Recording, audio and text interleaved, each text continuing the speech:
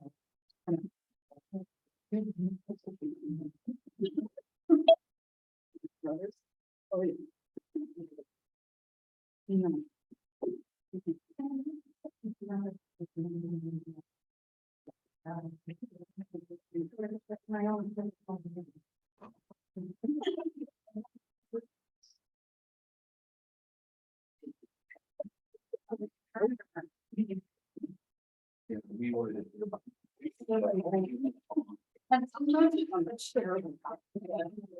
I can't see who's here. Maybe it has to do that. Okay. All right, look this.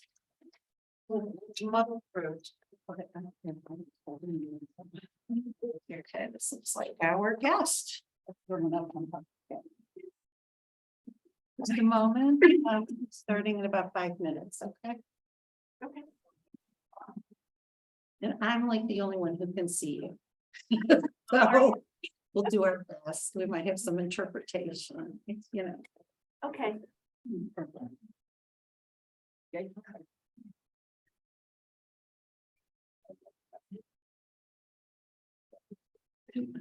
Put the presenter's name, put the professor's name. But I understand. Well, I mean, Yeah. Not her name. No. She'll introduce herself. It'll be in the middle.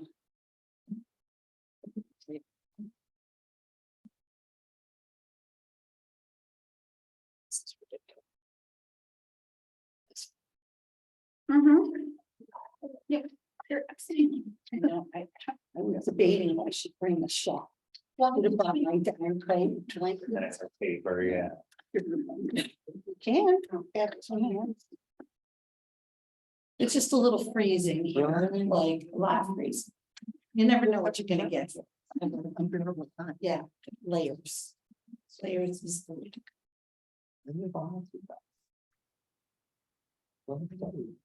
Just wait a couple more minutes. I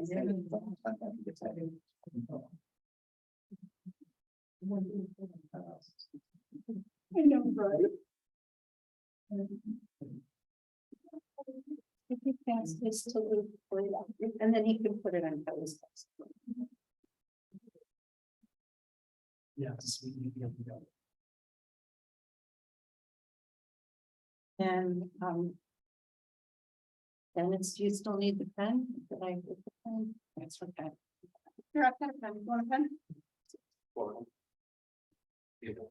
Yeah. Dennis, you still need a pen? I have an extra. No, I know. Just need to. That's good. So we have Chris. Hi, Chris.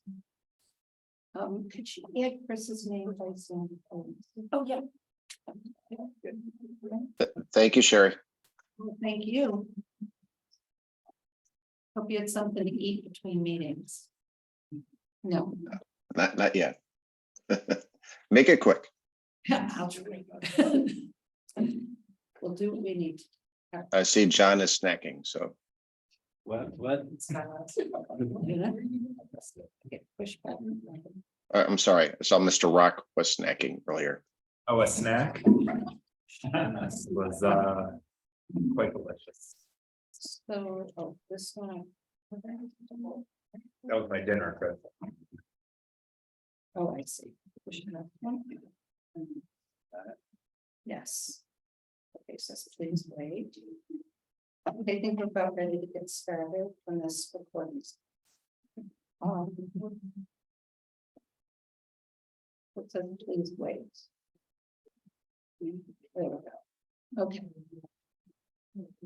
Okay, I think it's 7 o'clock. We're going to begin the Service and Utilities Committee meeting. I want to welcome everyone and thank everyone for making the effort to be here tonight. The members of the committee and Mr. Cooney by Zoom, who's a member of the committee, Mr. Rock, and the newest member, Teresa Marshall. I also want to thank the members of the council for making the effort to be here, the mayor, and administration, Mr. McConville, Mr. Kennedy, and those in the audience. So I want to start by saying it's a step in the right direction that the mayor is bringing a proposal before council to implement ordinance 2023-05, which you all have as a handout. You're not waiting to hire a service director before moving forward, which is the way to go as a chief executive. The objective of agenda item 1 is for council to better understand the plan that he's put before us on April 4th and the costs associated with it. Unfortunately, I don't have hard copies for you tonight, but it is, if you are able to access the city council packet from April 4th, it is in there.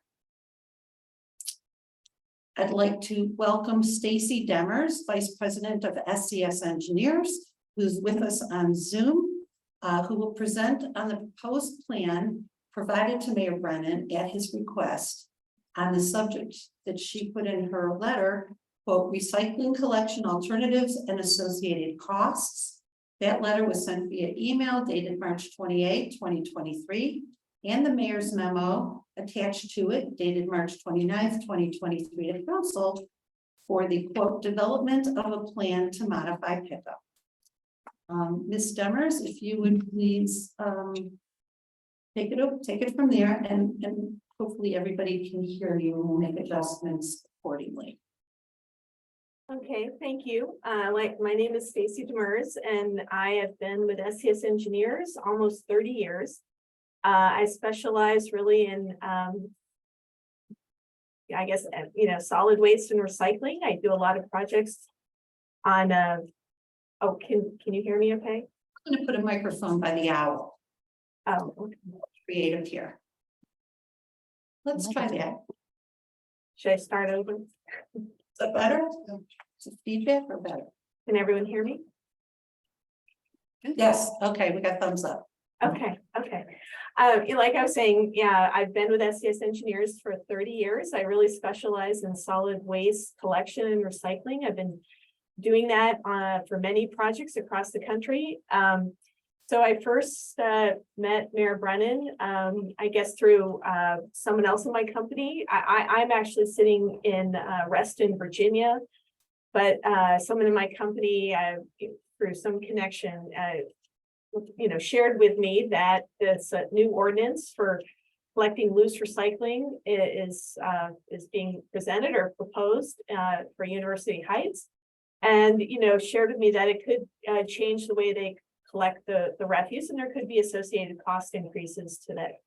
So when I've looked at several documents, I know the University of Heights has done several studies to look at waste collection, and so I became familiar by looking at those documents, and so it's a very I would say you have a really unique system, offering a backdoor side door service to every household, for about 4,200 households in the city. I think that is wonderful service to get that level of attention. But I can also see how, looking at the use of the Kubotas and, you know, the refuse collection truck, and how, you know, how now it's a little more difficult. And, you know, if you don't have bagged recycling, how are you gonna bag the trash and keep your recycling separate? And are you gonna have to modify the Kubota? And are you even able to modify the Kubota?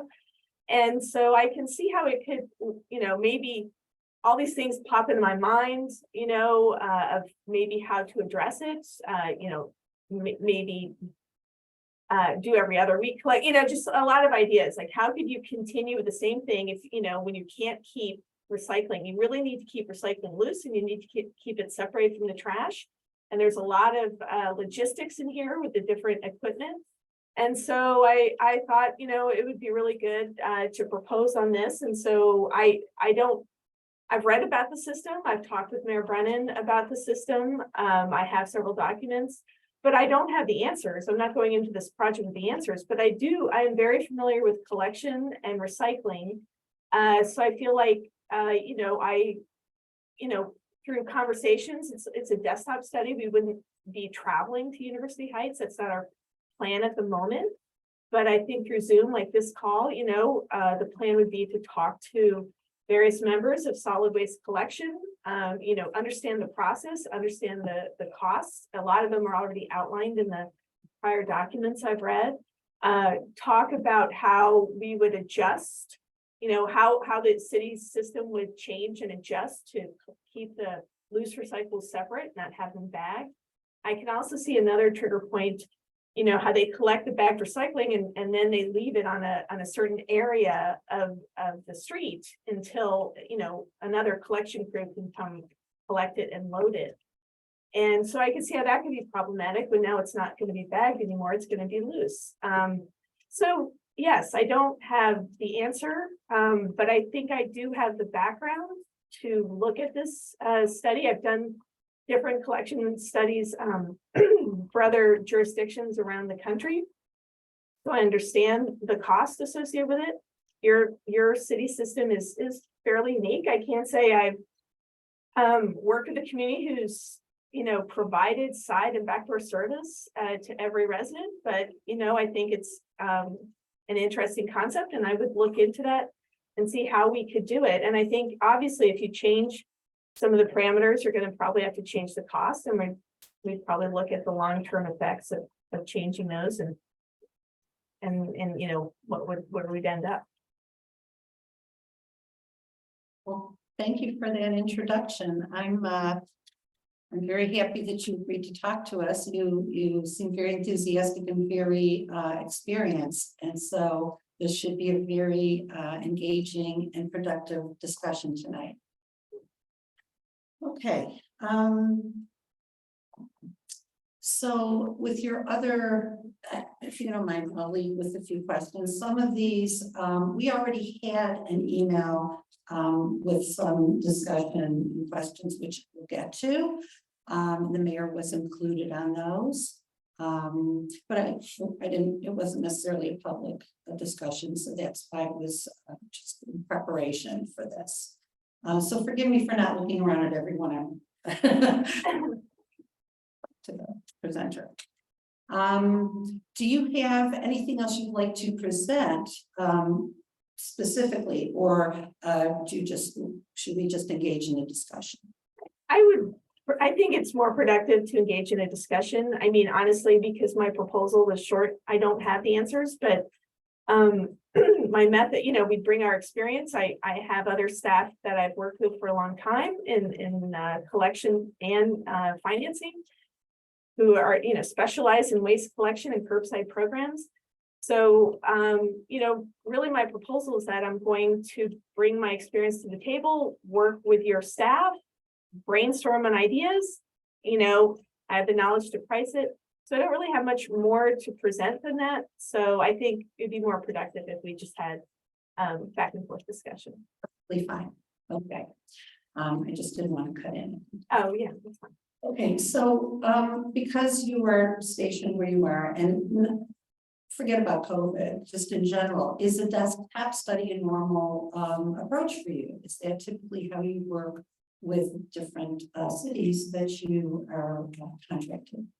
Sometimes it is it is, everybody has a different challenge, honestly. And so a lot of our work is desktop. I don't believe,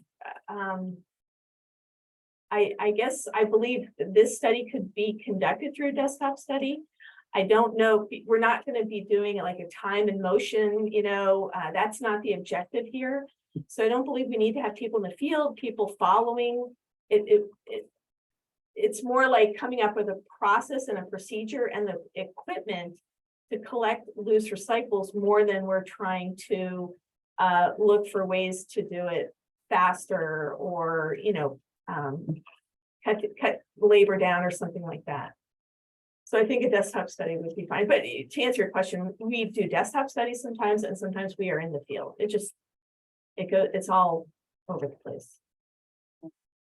And so I'm trying to understand, you've read some information, you are going to speak to people, look at different costs of things. But not, and just look at the same type of process that we have now in terms of backyard collection to loose. But then I, for instance, provided a few different scenarios that would have cost efficiencies. I guess where I'm going with that is, you state in your letter and you stated now likely with additional costs. And I'm perhaps if you look at it, single dimensionally, without looking at options, there could be extra costs, but then there could be some efficiencies in different processes that could even out the costs or just give it a different perspective.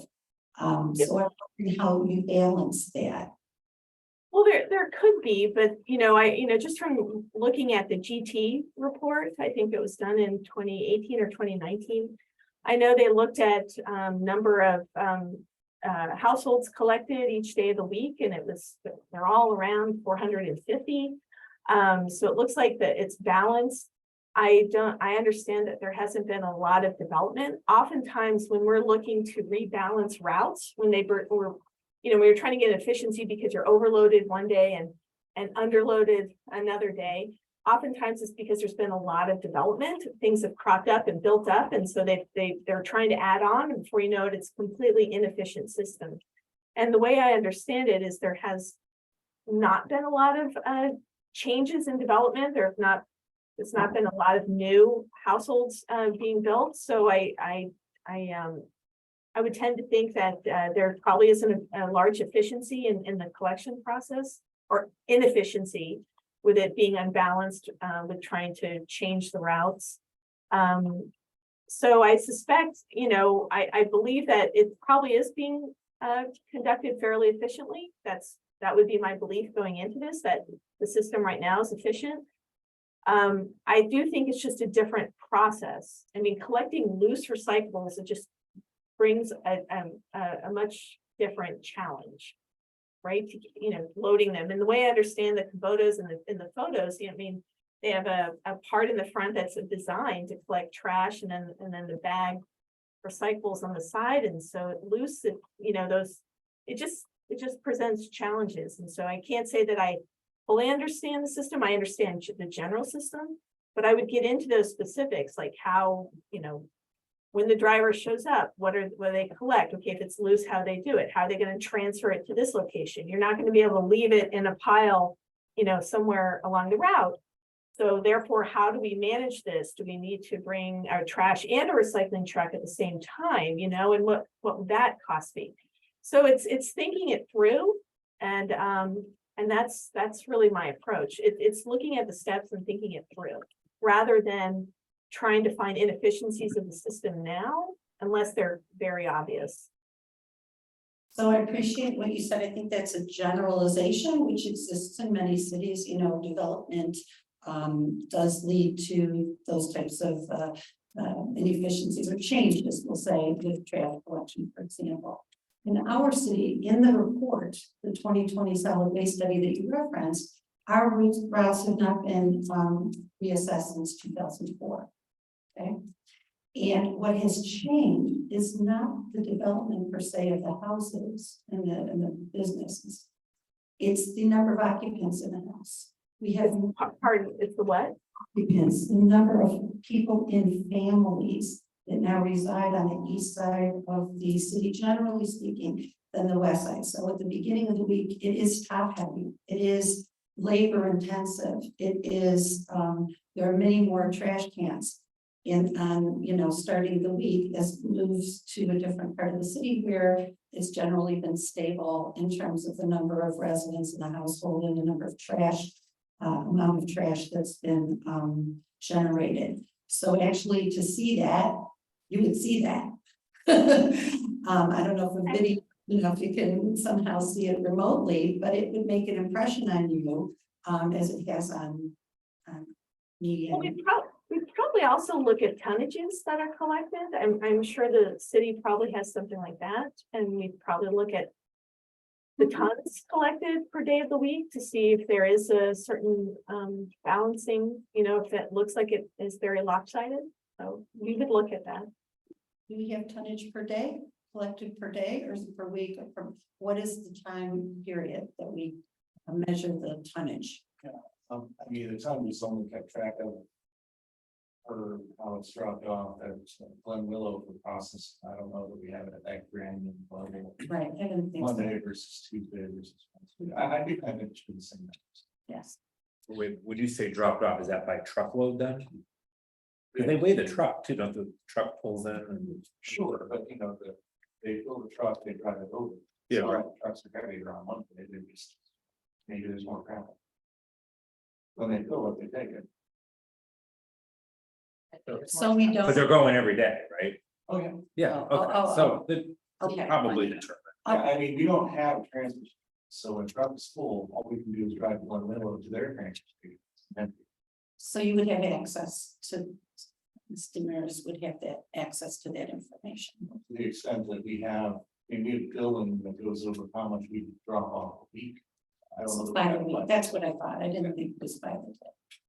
So you can't really gauge that in that manner. I don't know if that's something that we can obtain from the public or not. I don't know if anybody's ever asked. Well, you know how many trucks go there? So you could, that's probably a way to try that. I mean, the source part. I think that would be helpful information for you. To see that, to that point, that if the first assumption going into this is that there's no change and no reason to reassess routes or look for efficiencies. That right there needs some data to support that assumption.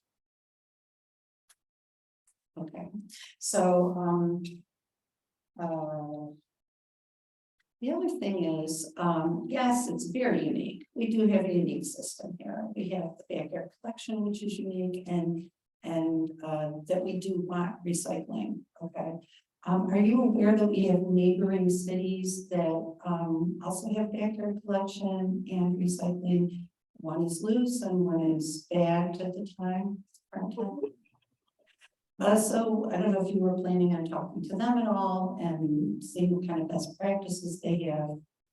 I personally have gone to those places and they do have best practices that I've talked about in public meetings that I think could be helpful to us. We don't have to reinvent the wheel per se, or we can at least adapt some of those things that may be helpful and cost effective and actually help us implement a plan that's ergonomically safe and achieves the goal of improved recycling.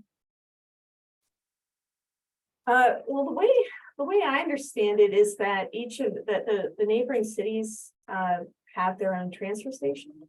Is that correct? They don't? One does, I believe. Okay. And I don't, because I did not get an answer. They actually have split hoppers. So they may need to use that to separate, I know that, so it goes into the split garbage truck. So I don't know if they need it for that purpose or some other purpose, but one does and one doesn't. I mean, in terms of partnering with a neighboring city, it really wasn't our intention unless something has been started. For our price, 22,000, I mean, we're really focused on looking at the operation.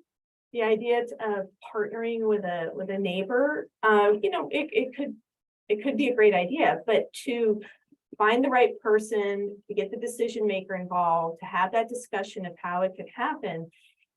In my experience, that takes time. And so if somebody is identified that they're like, yes, we would like to partner with you, we will contact them. But the whole aspect of trying to explain and trying to identify the person and then trying to figure out if they would even actually help, it's a time-consuming process. And so that's really not in our price. For, it's something we could take on, but it is not included in our price just because of the, it's a time-consuming process in my experience. Yes, I understand. I think you misunderstood. I might not have been clear. I was just asking if you would talk to them and see what their best practices are, not necessarily to proceed with Oh, just talk to them about the way they collect their, the way they provide collection of loose recyclables. Sure, I could do that. cost them. Because they're two different models, but they are a similar type of collection. I mean, if that is something that you have done, I mean, I might be interested about my colleagues here, they can speak to it, but it might be of interest to know how much that would cost. We're looking at costs for how to do this correctly and the most efficiently and effectively. And one part could be how we kind of have it now, our own municipality, and these are the suggested, your recommended options based on your study, but another could be an additional cost if we choose to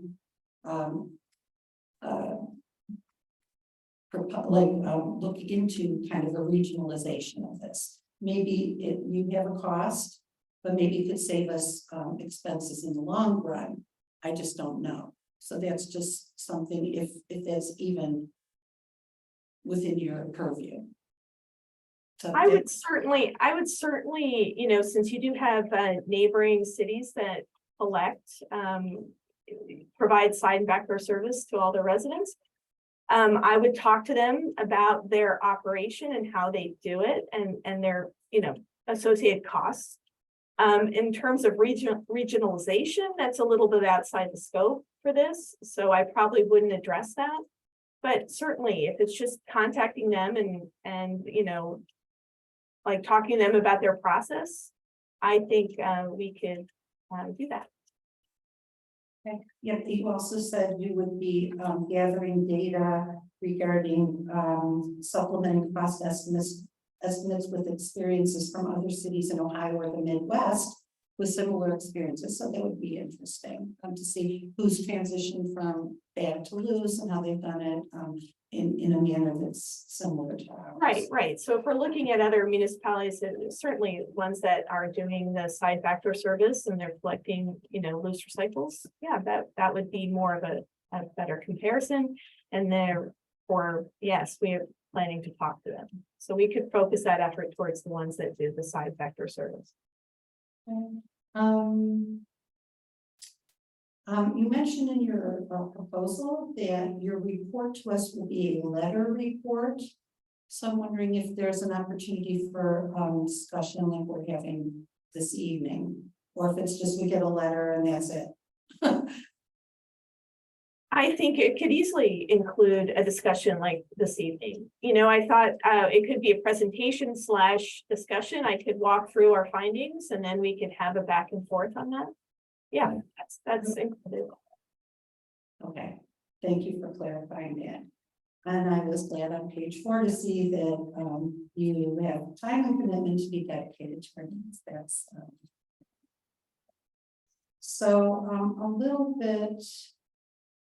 just a little bit about our email, the questions that I had asked. And out of the scope, what I'm trying to understand is in a big, broad picture, what the study that you're conducting, okay, the proposal that you're proposing, is that meant to be the plan that will transition us from the continued backyard collection, but transitioning from bag to loose recycling? Is that the complete plan? So for the $22,000, are you giving us a plan, giving the mayor a plan that he can then implement? Or is that a part of a plan that still administration still has to do more work?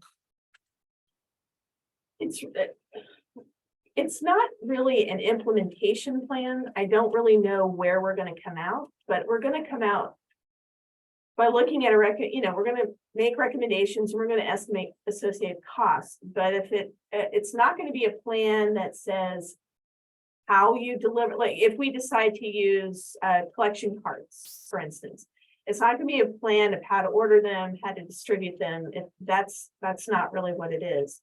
Will it have like how many carts you need and the cost of distributing them? Yes, but not how. I wasn't looking to, I think we can do that, but that's not included in this scope. I appreciate that. I think that helps clarify expectations between administration and council, that this isn't the final word. It is on the path to making decisions and implementing the ordinance. I'm sorry, may I interrupt? Sure, please. Yeah, Stacy, yeah, I'm sorry, this is the Mayor Brandon, can you hear me okay? Yes. Okay, yeah, I was under the impression, and I believe I was trying to convey that I was looking for assistance here in development. I'm So- sorry, I didn't hear the last part. You're looking for assistance. Yeah, say it. All right. Yes, what I was trying to say, Stacy, was that I was seeking assistance your assistance in developing a plan for implementation. And if there's a modification here that we need to make to the letter, then perhaps we need to discuss that. I mean, it's a plan. I guess, it's semantics. I think about, it'll be a plan. This is how you're going to do it. And then this is the associated costs. But if you're looking into the implementation of,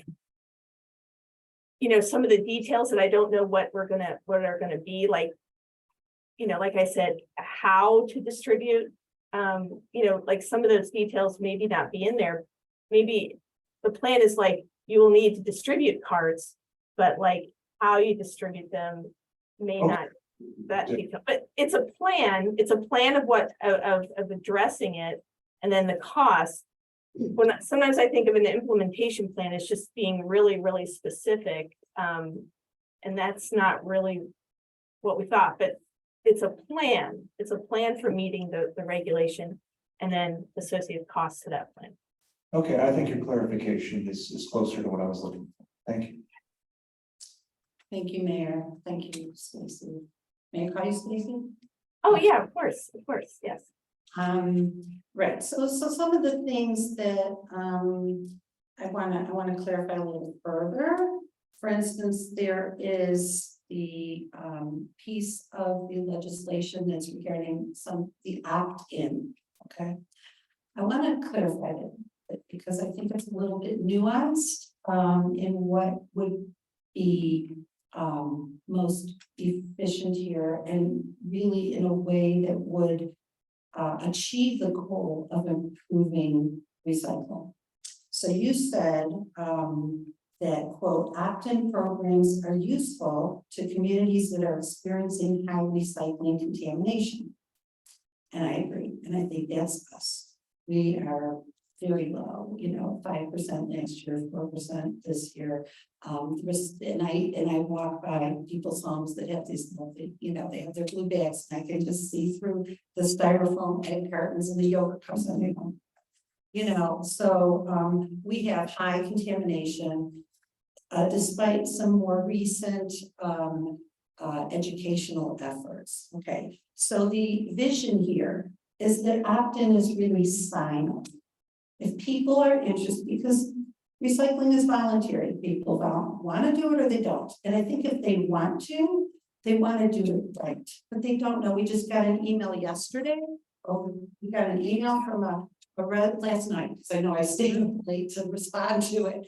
He said, what do I recycle? And he asked like 10 different questions, and they were all excellent, you know, just regular questions from the average person. So we need help with that. And I figured my vision and what I expressed to the committee and to the council is, and administration, is when people are interested and they sign up every which way, mail, QR code, email, however they want it, however, as many ways as we can facilitate that. They sign up, they get two things. One is education. They have to go, because our MRF at any given time has specific guidelines. Today we have Kimball, what if we have waste management tomorrow? What if we, you know, it changes. And even within Kimball, I just heard there's a change in cartons. I didn't even know that. Okay, so it's constant. So with that, you get education, training, and then updates as the MRF updates or whatever our city. Once a person has it, they can get a printout or something that they can keep that's nice and specific. They can ask questions, however it goes. Then we issue the bins. Maybe it's one bin, maybe it's more than one bin, however many bins they need. It's been recommended with carts, and I can understand that 96 gallons, whatever, the huge carts to wheel down. We're not wheeling down, but a laborer cannot empty that size cart. But perhaps if there's an ergonomic, and that's in the ordinance, whatever is determined by administration, 32, 48, 10, whatever it is, gallons that makes the most sense for our city. Perhaps that household can be assessed for the amount of recycling that they need to then opt in, sign up, and be issued the number of carts that they need. So opting in is not meant to be an administrative nightmare. It's meant to be and something that can be done maybe every month or every quarter, something by a certain date, and then administration can manage that. They're going to have to manage the inventory anyways, whether it's 4,200 bins, one and done, or something else. So to set up some type of way that we can do the distribution and management of it in a way that people get what they need, appropriate and ongoing education, because that's every single service director I spoke to, and there were many, said they can't educate enough. And I can't really see any other way to do it except if it's tied to what we're issuing them, gladly. And then just keep up with it as new people move in. Maybe that's part of their welcome opportunity, so on and so forth. So I just wanted to clarify that with you. Okay, it's not to opt in to pay or to, you know, cause some kind of crazy thing on a day-to-day basis.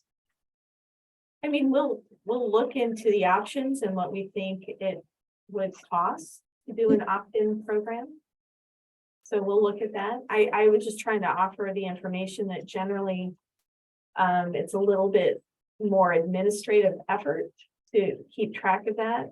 And if you're looking, you know, collection, like right now, for instance, there is some sort of efficiency because you're able to go to every single household and you're doing the same thing. You're collecting the recycling from a bag and the trash. And you're already going to every household. So that's kind of efficient. You're picking it up if it's there, and if it's not there, you're not picking it up if you're going to still provide it. So if now you're only doing, you know, like where do you emphasize, you know, put your efforts, you know, when the households are getting recycling collection may be evolving. That's all. Sure. In general, it's a little bit more administrative. It's more administratively, it's more administrative effort. But you know, we'll look at that. We'll make a plan and see what we think it's going to pan out to be.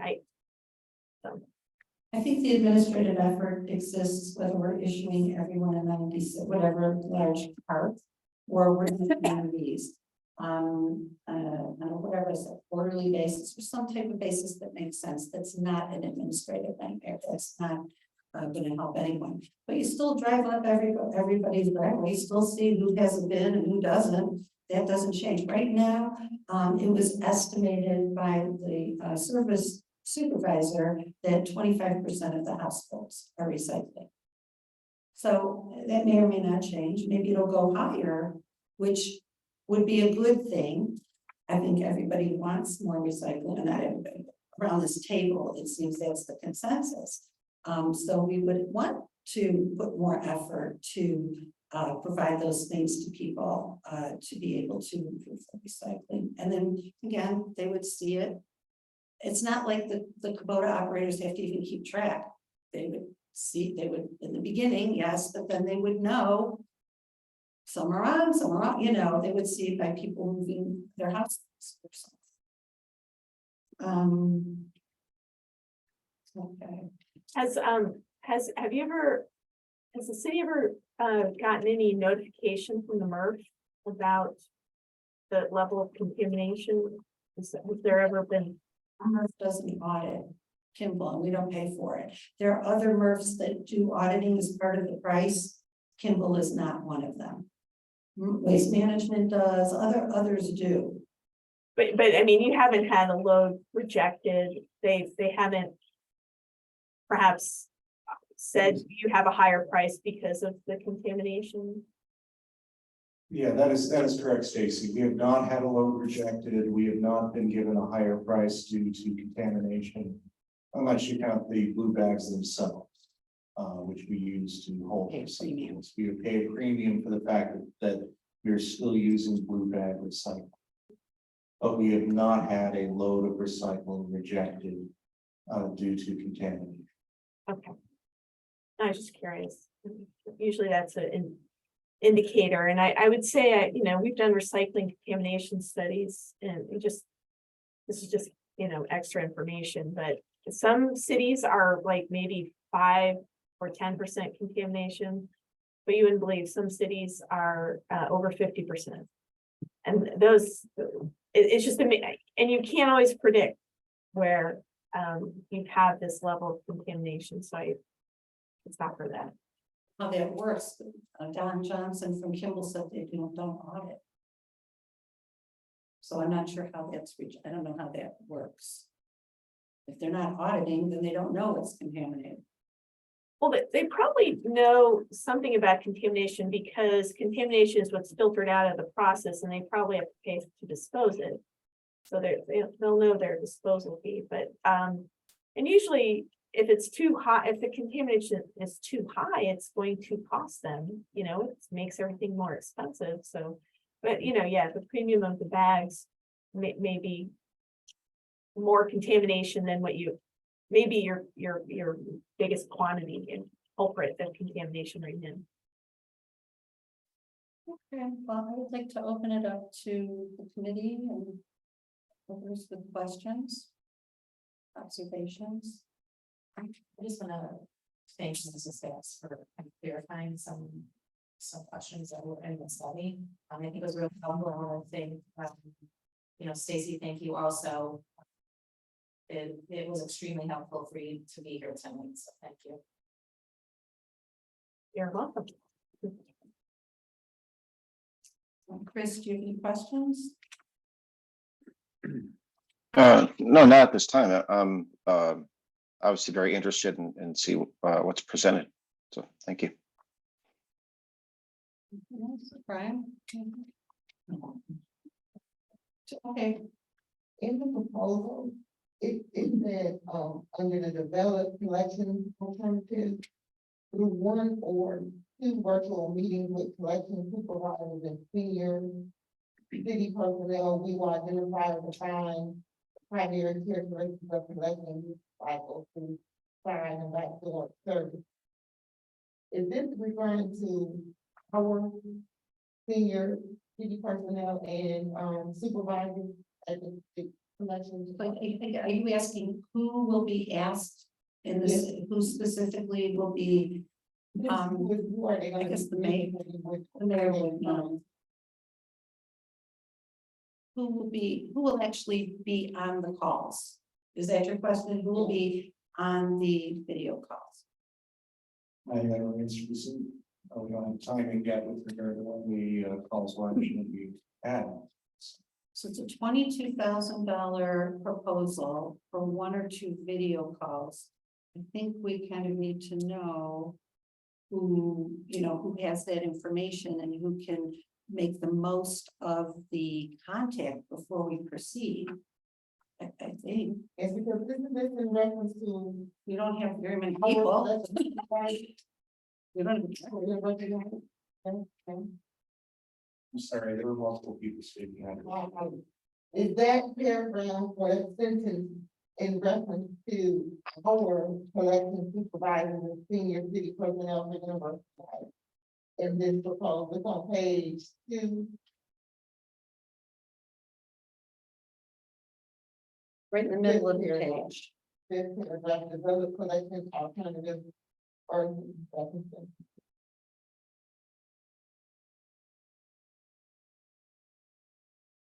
Well, it's an assess existing system. Through 1 or 2 virtual meetings, the city's collection supervisors, we will gather information. I mean, how many supervisors? Was, the next paragraph under. Two supervisors. Here, please, yeah. Senior city. Oh, senior city personnel. So we don't have an interim director right now. And right now, the supervisor doesn't have an email. So I don't know how that would work. We have an assistant service director. We have a vacancy as service director. So it will be based upon the personnel that we have at the time that these calls will be made. If we only have an assistant service director, I would expect that the assistant service director would be on the call. Okay.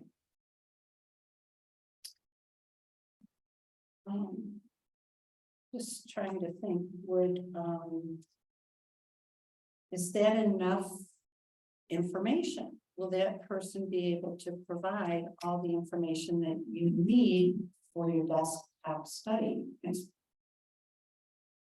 I mean, I tend to think so. I probably just put in there senior people, but I would just, honestly, I'd like to talk to some of the drivers, even people who collect. So I just look at it as I'm trying to find information from everyone involved in the collection and whoever has time to meet with me, we would like to meet with them. So we're just trying to get an idea, we're trying to understand their process, the difficulties, the challenges. Oftentimes the people who are doing the collection have ideas of what could be more efficient too. So I just need someone knowledgeable about the collection process. Mayor, would that be acceptable? Would you think from an administrative standpoint to have the laborers on the video call? I'm sure we can make some arrangements and coordination with the union. So we have it's important enough, I think, that they should definitely be involved in the conversation. If this is something the consultant would like, then we will find a way to accommodate. I think we just need to make sure we're. When people don't know it, I just feel like we need to get as much data and information as possible. And who better than the people that are out there on the phone than them? There are, let's see, I think we did 13. Mr. Kennedy, when I did my, I did a class comparison, by the way. I don't know if you've had access to it, that that I presented to this committee on January 4th, where it compared 5 different scenarios of collection, loose, bag, and backyard. And I think on the payroll, I did it using the payroll. I might have it. Let me see. Wait.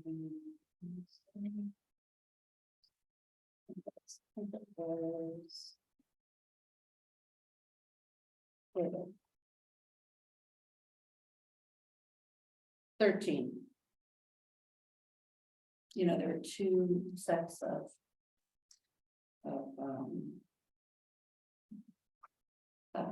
What do they call it? Two. A garbage truck with a couple of Kubotas that go out, you know. In the neighborhood, in the recycling truck. So, and I'm glad to share that as well, so. For whatever it's worth. But there are several people collecting trash. And I'm sure they have some insights that could be very useful. They've been doing, you know, for a bit. And I think also it boosts morale to engage them and just ask their opinion. Something as simple as that, which we owe it to them. If I could just make one comment, just in terms of who gets interviewed, I think it's extremely important to have the supervisor or the assistant. The assistant director right now, and the boots on the ground employees. I think the mayor should definitely be interviewed as well. I think you should speak to the finance director as well. But I also think you should speak to Mrs. Sachs. She has done a lot of groundwork. She's went to many other facilities. She's really put a lot of time and effort, and I think she can give a perspective also that might be helpful, you know, you're Lessen the workload for. I mean, you could choose, you know, how to use it, but I think she would be an asset to interview as well. You know, I wonder if there are a couple of policies you're indicating, you know, I don't know if the laborers and the management speak together or not, you know, to your point about the union. Maybe they may speak differently in separate calls. And I maybe look to the legal advice about that. What makes sense? Oh. We'll have to work this out through the union. I mean, we'll be taking work about the normal schedule. It's not going to be more labor intensive, certainly, so I wouldn't think that they would have an objection to it. But we'll have to look in the proper channels. Maybe it's a Friday. You know, I think it's workable. I just think it's the kind of thing where you don't want to surprise an employee. Oh, no. You want to make sure that you're aware of what's going on. I think it's a simple phone call, frankly, but I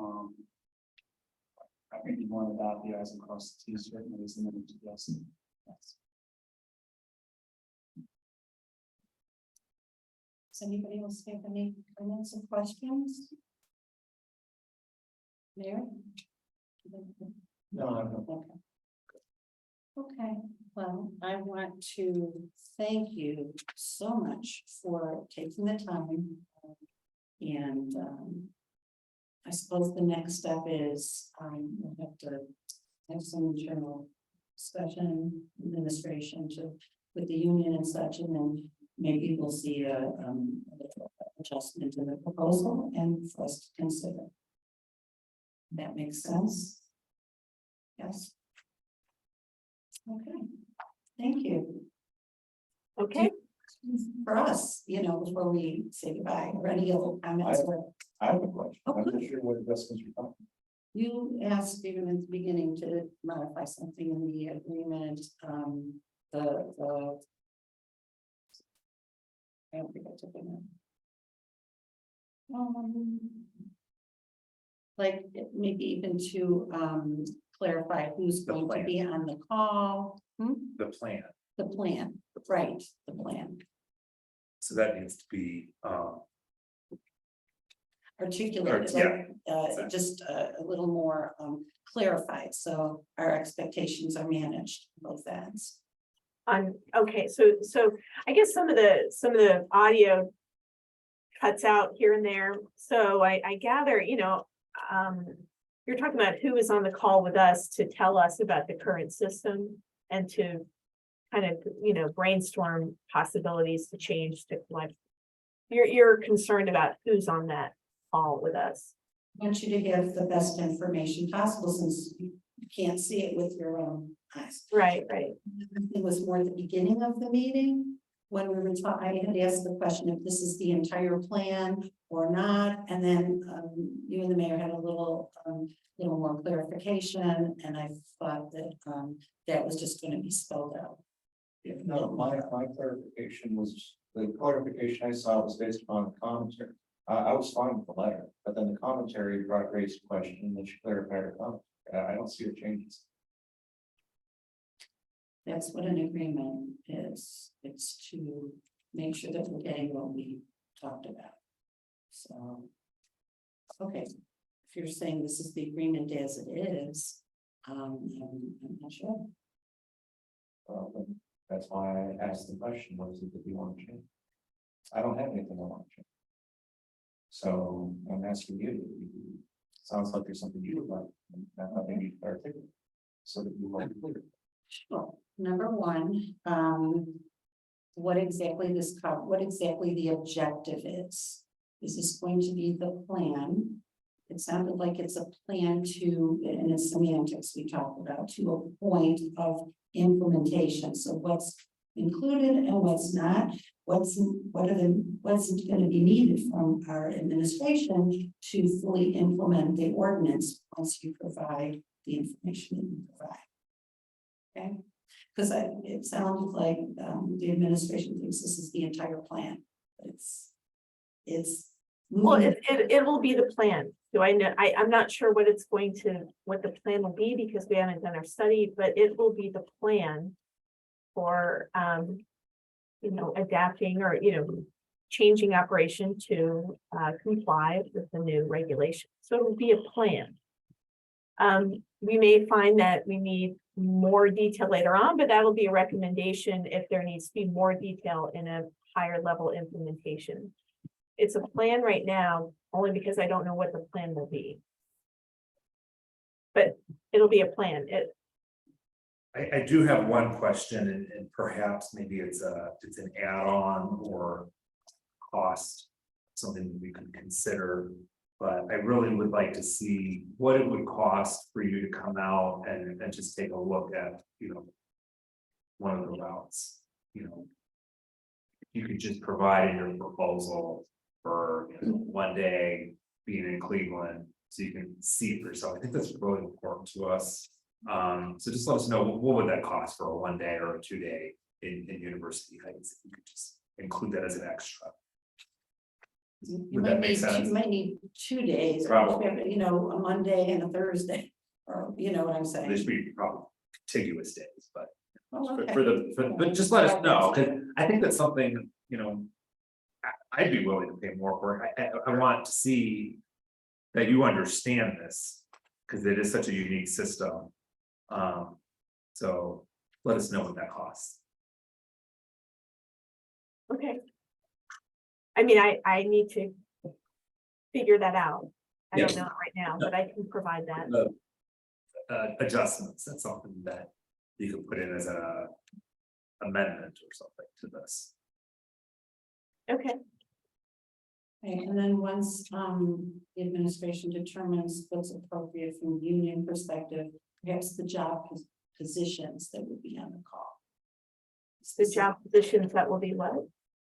I said, once the administration is comfortable and he has a clear understanding of what's appropriate with regard to the union, which I respect and understand, then perhaps your calls, the calls that you are going to be making, calls too, is what are the job positions? What are the titles of the people that you're going to be collecting the information from? So it's very clear.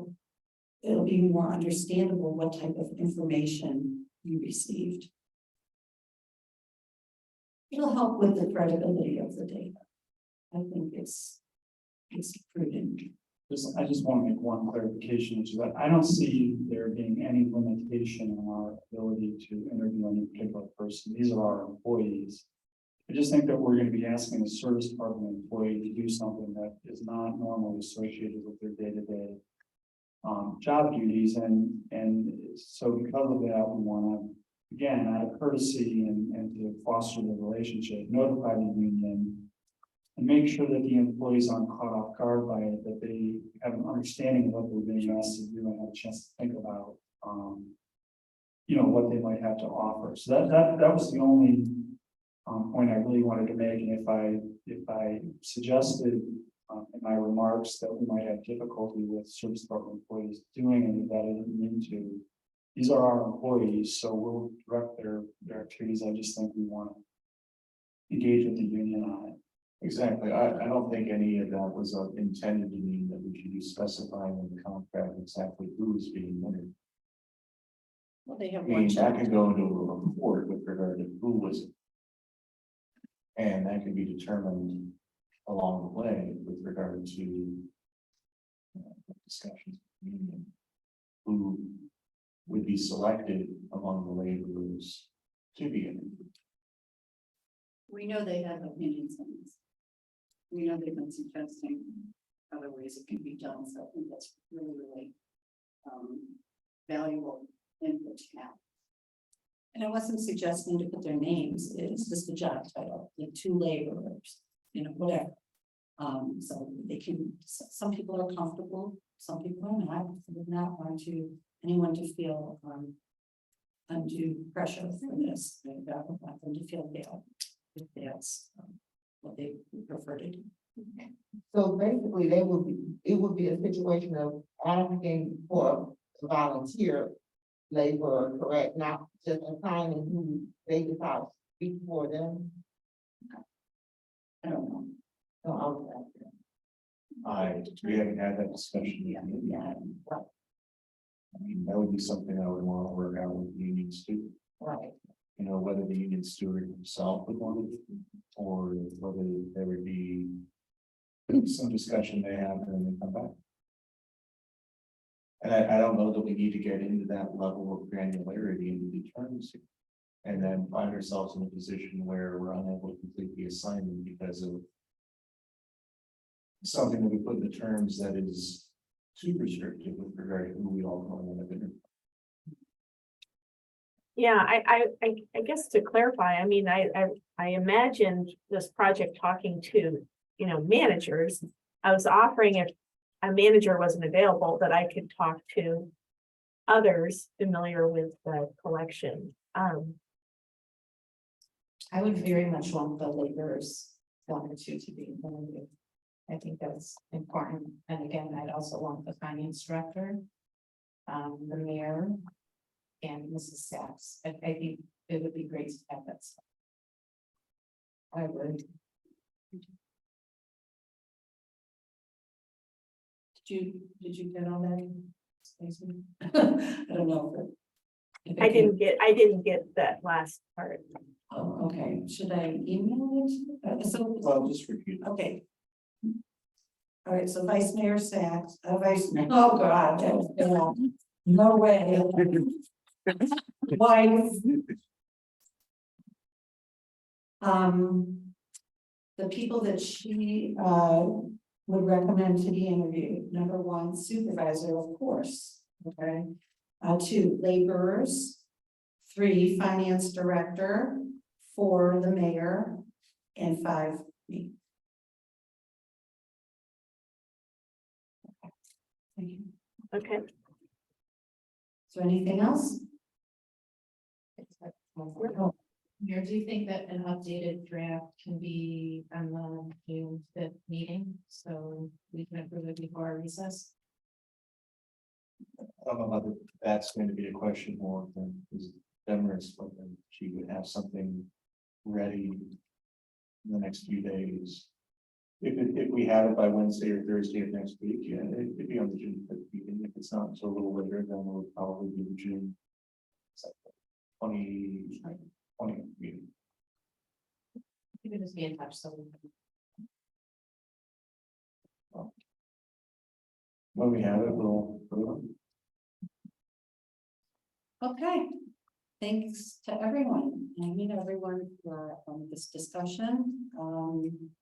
We really appreciate your time. We appreciate getting to know you and hoping to be able to help us in a meaningful way to make this this significant transition to improve our environment. Thank you.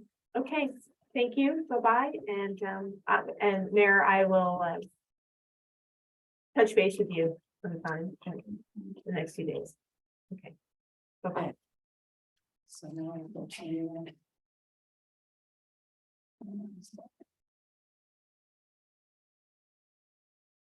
Okay. Next item. I'd actually like to start with the second part of the second agenda item, if that's okay. Just how residents may effectively contact the service department. Even late today, I got an email that the service at universityheights.com was not working again. Mayor, could you please give us some reassurance about how residents may contact and council, quite frankly, contact the service department in the absence of a point person, an interim director, someone that's available by email and phone as needed. If you could please elaborate on that. I've prepared a report. Great, thank you. By way of background, as I initially advised Mrs. Sachs in writing last week, we will not be reporting publicly on the progress of the search of a new service director. When we are ready to announce the new hire, we will announce it. In response, Mrs. Sachs in writing stated, among other things, the agenda item will remain as is, and you are welcome to report as you stated in your email response if you choose. Continuing, the secrecy that your administration insists upon regarding the service department status, the lack of a designated interim director, and the search for its leadership is baffling. I stated in follow-up, there will be no report from administration at a public meeting of the hiring of a service director while in mid-process. To give such a report would be unprofessional and inappropriate and disrespectful to the applicants. It nevertheless remains on the agenda. Boot, Finance Director Dennis Kennedy, Law Director Luke McConville are directed to be here by Mrs. Sachs without the courtesy of any explanation why they're needed here this evening or what they've prepared, which may be a good starting point on the subject of why there is no interim service director. After Mr. Picorni gave notice of his departure, I met with Assistant Service Director John Pachella. He told me that he was not interested in the position, not on a permanent basis, and not on an interim basis either. I also met with representatives of Laborers Local 860, the union for our service department. After discussion, we were all in agreement that we would try working together on the work of the service department without a so-called interim director. I was happy to try this collaborative approach to the work, and I stand by the results, which I will go over now. I begin by reminding everyone that the first priority responsibility of the service department is solid waste pickup. Every day, 4 days a week, there are 6 people on the route, 3 and 3, 3 on the A route, 3 on the B route. Each of those 3 being 2 laborers in Kubotas zipping up and down driveways, and 1 laborer in a rear load Packard truck. In addition to these 6 people, there are 2 people on brush collection. It's being the smaller brush piles and craft bags of the curbside full of yard waste. We have 1 laborer on recycling who drives the 1 rear load packer we have assigned to recycling picks up the piles left behind by the A and B crews.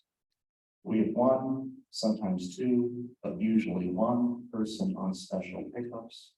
For example, yesterday, one laborer completed special pickups at 20 homes.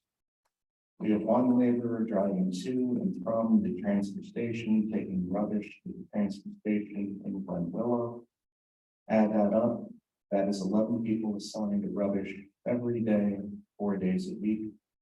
We currently have only 14 full-time laborers.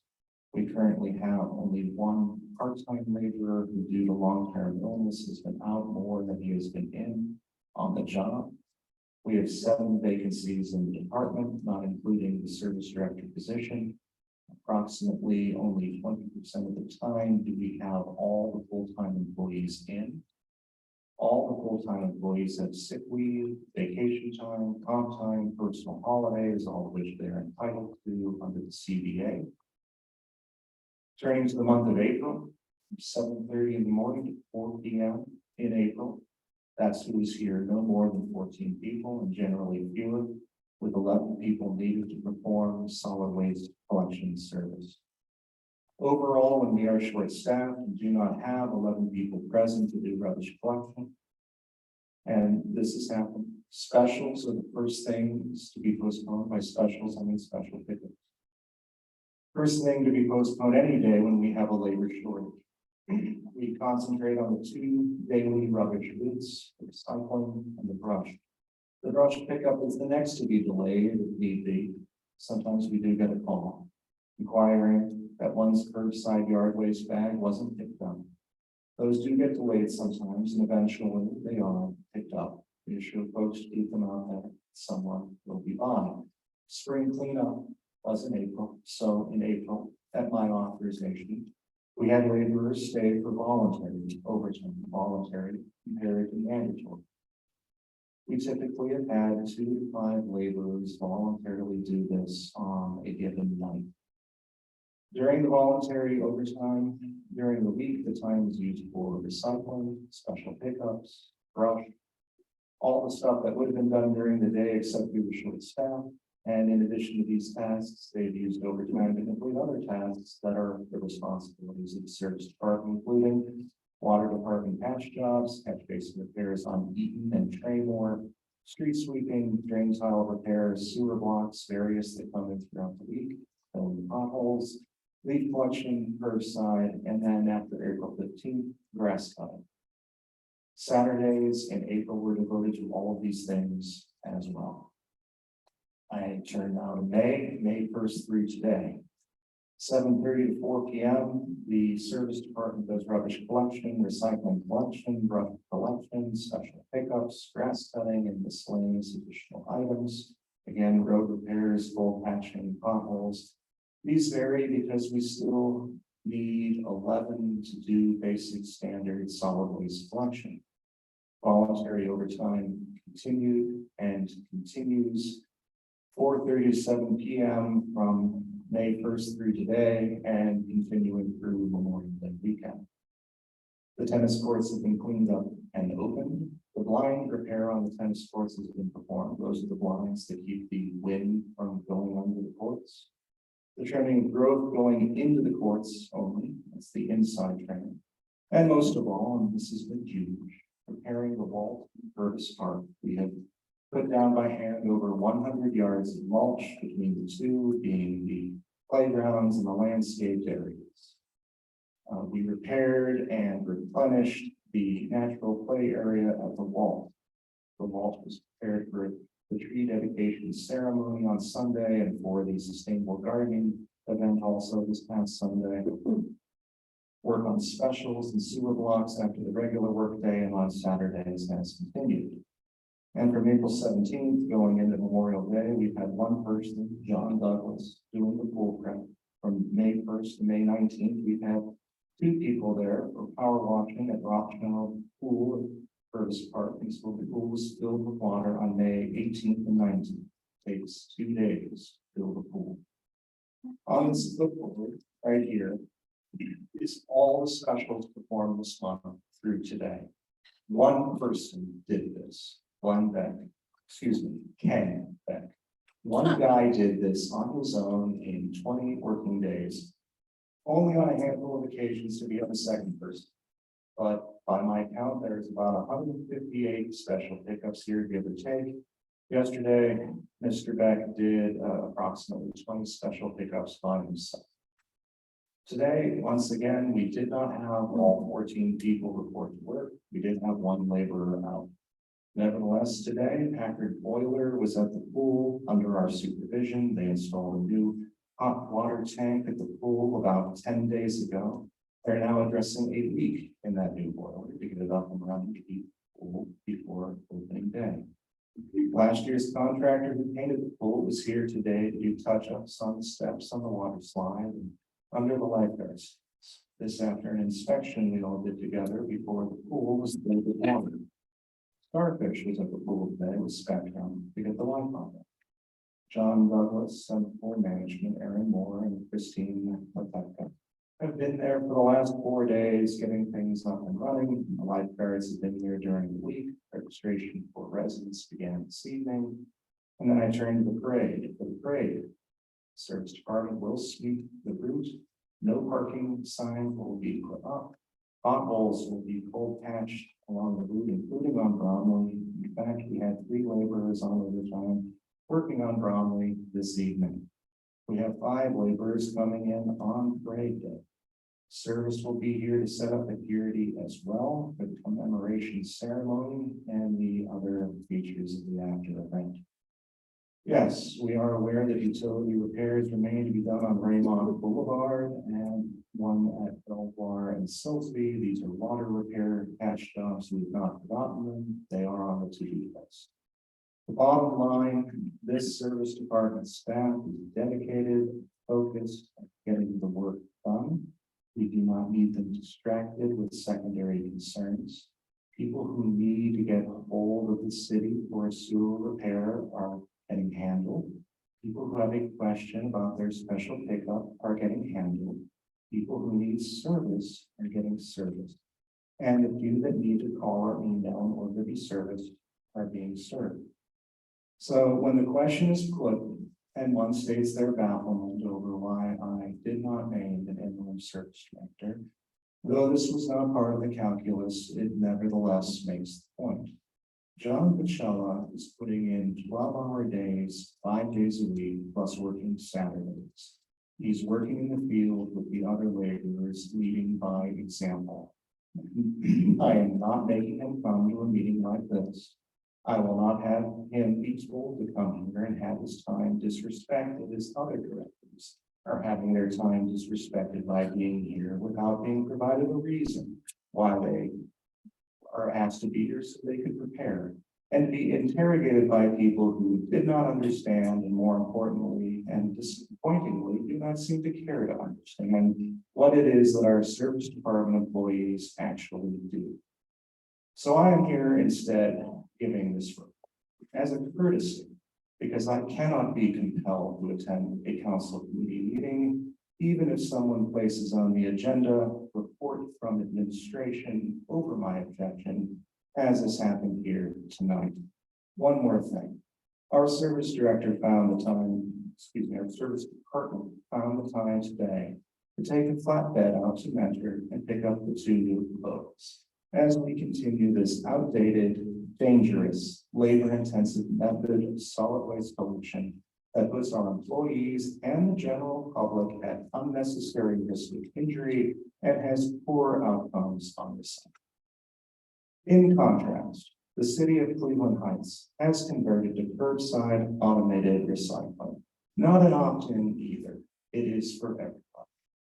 And in fourth quarter 2022, the first full quarter that the new program was in place, Cleveland Heights recycling went up 70%. That is 70%. Meanwhile, University Heights has and continues to have and will continue to have the worst recycling rate among all Cuyahoga suburbs who pick up recyclables.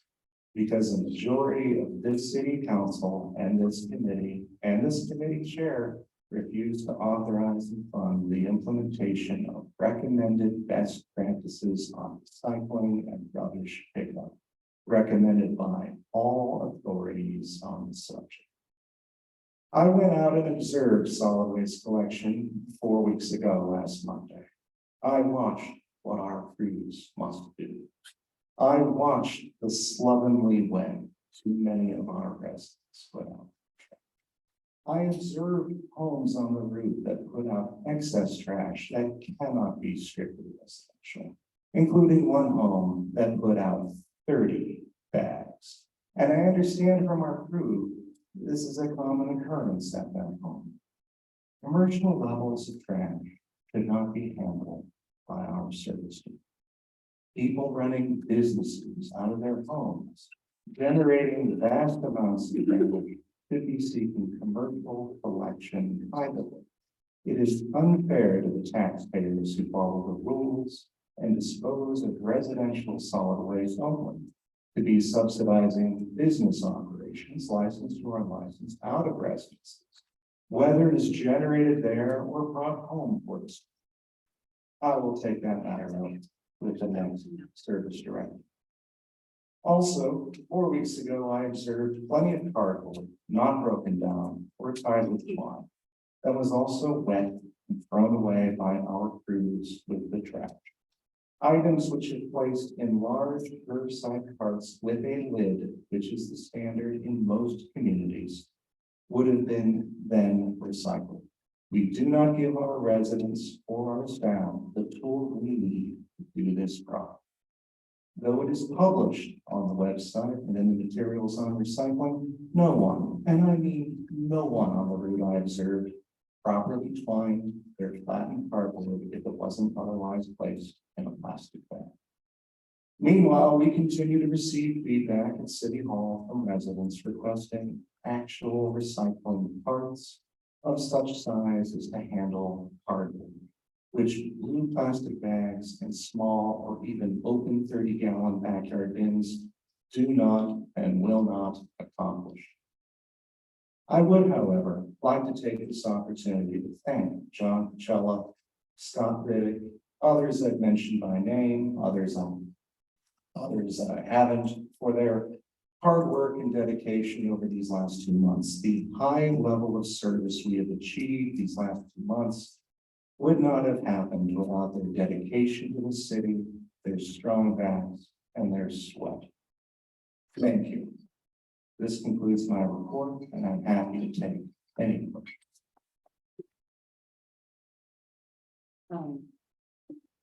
Including the one that I think you started with, which is, yes, service department, not service at universityheights.com, is the email that you may use to email the service department. Generally, there was a problem earlier today with the spam filter. Starfish has rectified that. If you had emailed from a Yahoo or Gmail account, it may have been rejected. It is those emails are going through now. We get those emails. I get them. Deanna Bremer Fisher gets them. Mr. Pachella observes them on the computer that was signed previously with the telephone. The service department gets those. Okay, so Mr. Pucella gets the emails. Correct. I don't know how he gets the emails if you said in a prior committee meeting that he doesn't have access to any type of email. As I just explained, he is using the computer that was previously assigned to the telephone operator and is observing them on that particular.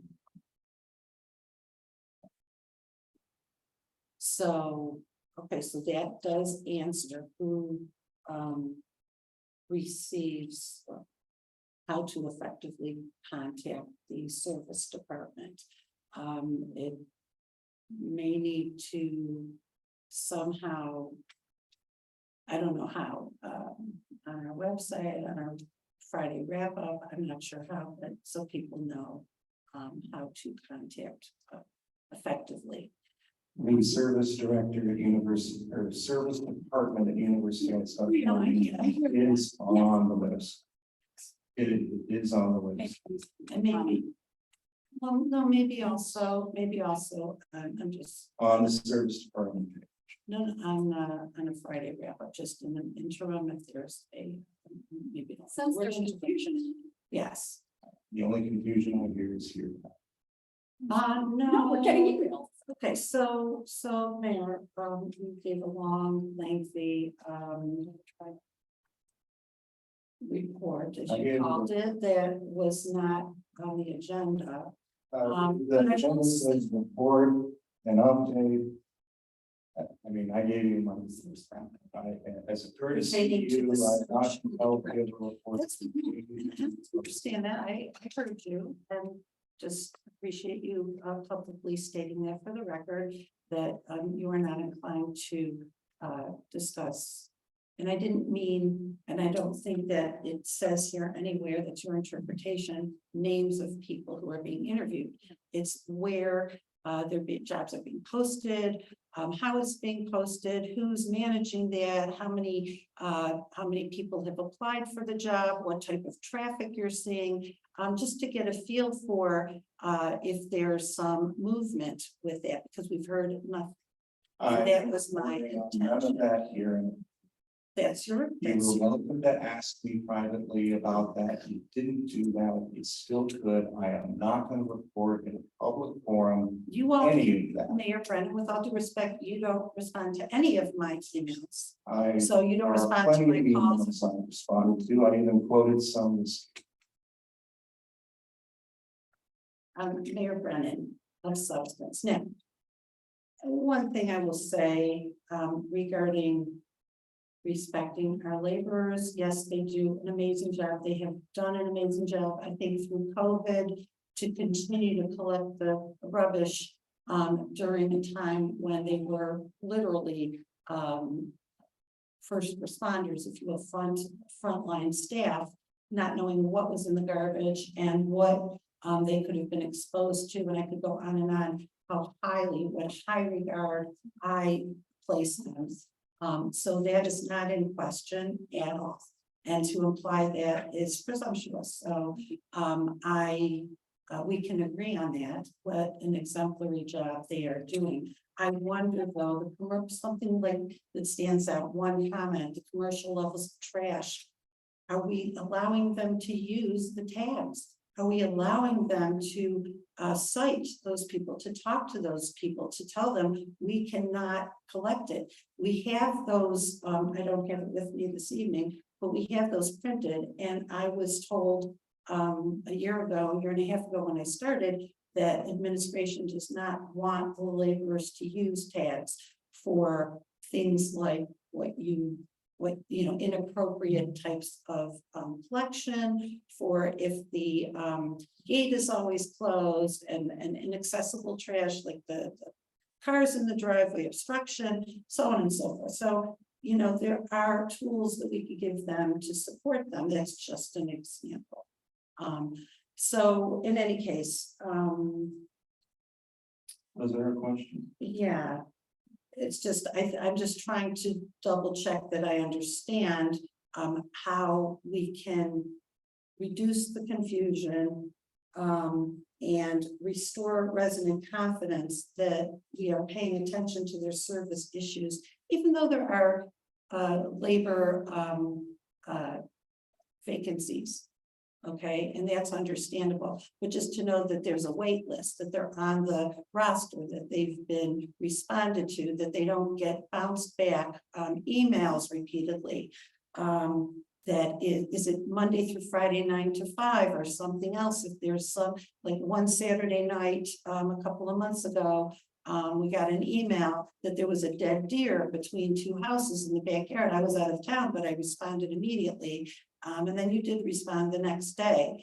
But those are things that can't wait till Monday through Friday, 9 to 5, that at least need to be heard. The residents need to be heard. So all I was saying was how to effectively contact the service department and to make that known to people. So again, we don't erode their confidence, and we're able to let them know that they're in line, if you will. So That's what I have to say. And I do not apologize for asking for a service report. Mayor, we have had how many meetings since Mr. Perforni has left? And just to understand what is going on and if there is movement. I gave a report at the last meeting. I was. Anything else from anyone? You mentioned the tags, so are we gonna implement the tags? That's an administrative decision, and there are many other things. That's just one that pops in my mind because the mayor gave a perfect example of something that puts our service staff in jeopardy, that is unacceptable on many levels, and yet we have tools to use that we choose not to. So that's an administrative decision, but there is no interim director, there is no point person. I understand Mr. Pucella is working many hours, but is that person you, Mayor? I've been an executive director, I've been an executive person, and I have taken on the responsibility as interim manager, fill in the blank.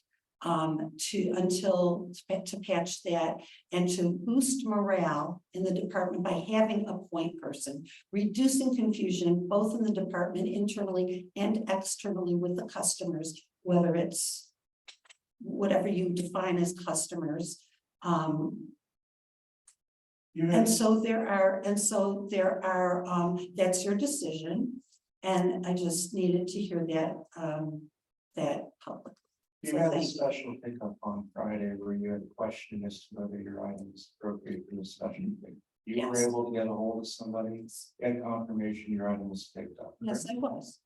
It was, And and I. Another example of the high level of service our service department. That was, no, so I left a message and I was hoping for the best and I didn't know, I was willing to just say, well, I can't answer this.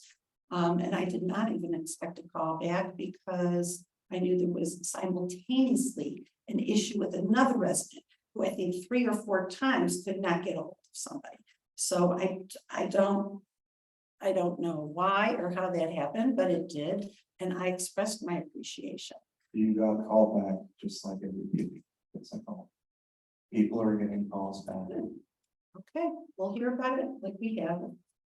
Well, if you have something else you'd like to share with me, specific instances, people who say they haven't heard from us, please feel free to forward that. Thank For you. instance, I did have someone, it wasn't a service department matter per se, I did have a communication recently from another resident who kept complaining not getting a call back, checked with that department, they had not left their phone number on repeated messages. But because I now have an email with that person's phone number, they were able to then contact the resident. Sometimes it's as simple.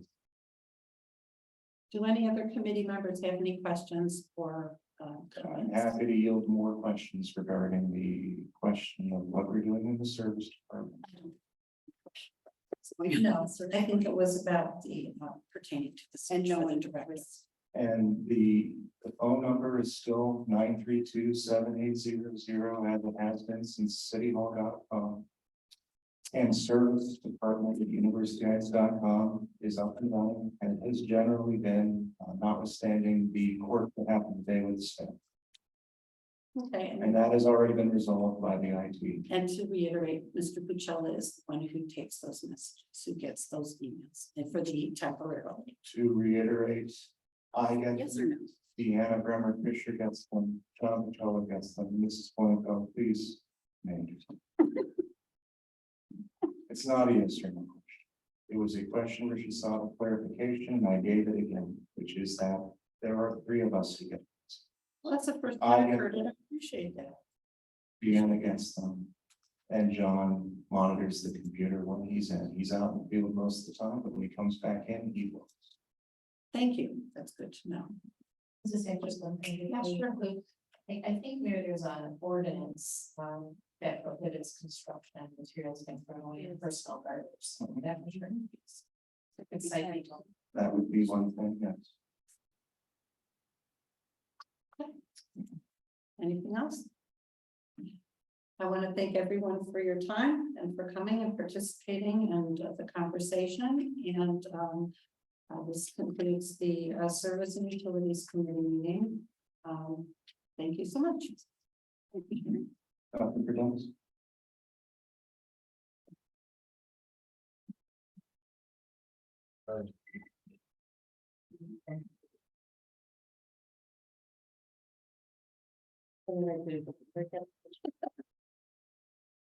Can you?